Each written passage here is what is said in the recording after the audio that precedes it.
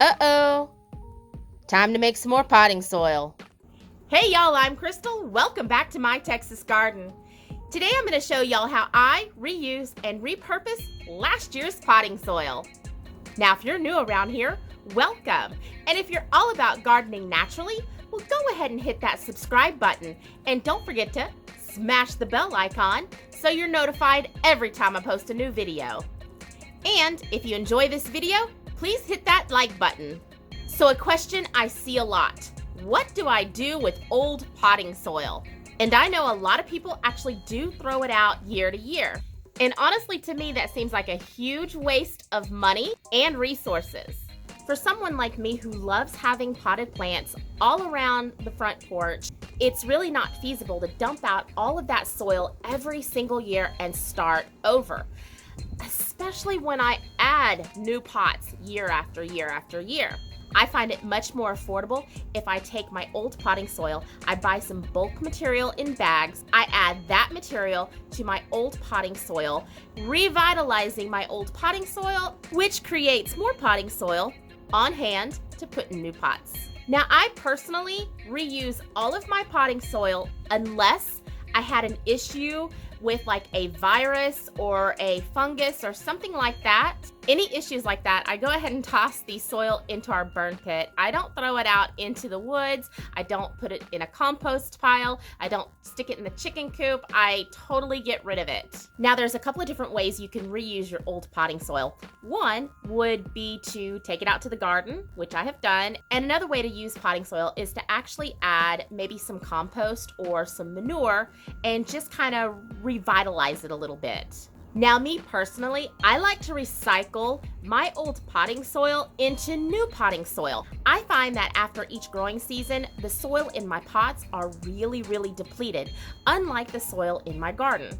The soil in my garden can actually pull different microbes and beneficial bugs from the earth, unlike pots that usually sit on my porch. So, let's make some new potting soil from our old potting soil.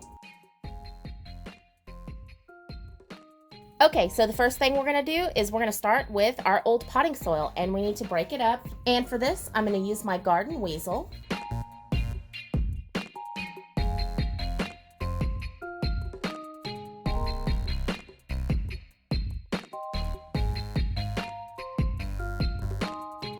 Okay, so after we've broken it up, then we can come in here with our hands, and you can see we've got some roots. Now, this is your decision if you want to keep these roots or you want to toss them into a compost pile or toss them out. It's actually okay to leave them in because what they'll do is they'll compost in place. And take out any trash like old labels. And as this stuff breaks down, it will actually kind of create like air pockets and stuff within the soil itself, which really helps the potted plants.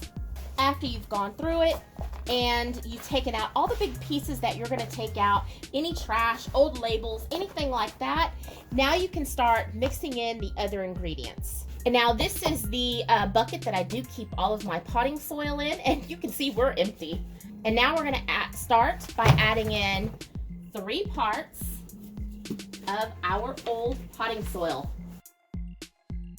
Now remember, a part can be anything, including an old coffee can. This is 1 part right here. Now to this, we're going to add 1 part cocoa coir because that's what I have. You can also use peat moss. You typically buy it in a brick and then rehydrate it with water. And once you rehydrate it, you're left with a lot of product.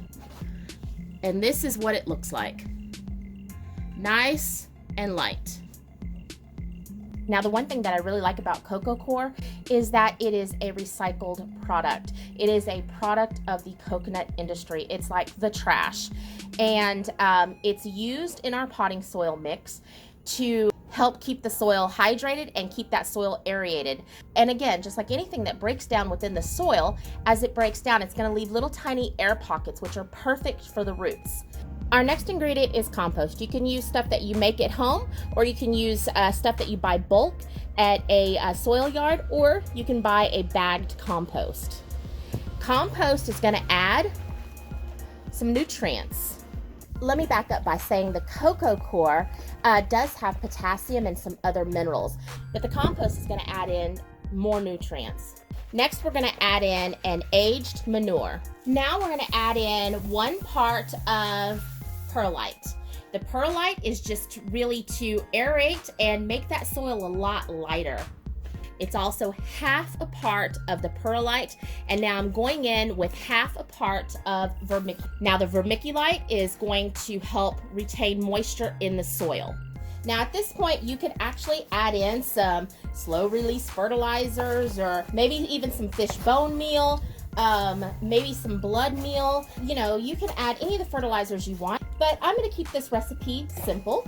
I'm not going to use very much additives, because I am using a liquid fertilizer. Let me show y'all real quick. And this is what I'm using this year. I was given a couple of bottles to try out last year, and let me tell you, I am totally loving this stuff. And as far as a fish fertilizer, it does not leave a very long lingering odor like other brands do. So I'm really loving it, and the cats aren't getting into my garden or into my potted plants.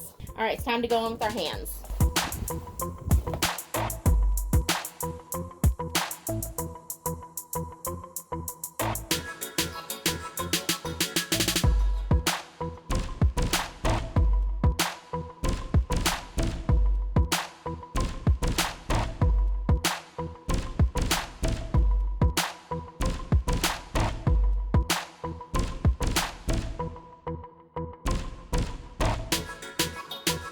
And let me show y'all a side-by-side comparison.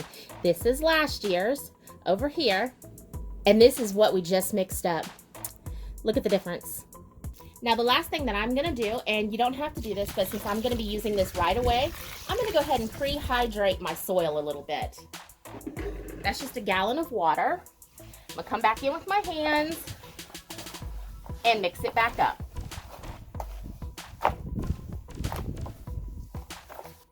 And now it's ready for plants.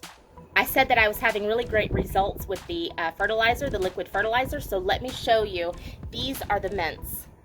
And honestly, I've never had leaves this big on my mints before. Usually a mint leaf is something like this, but this is double, almost triple that size. So I'm having tons and tons of luck.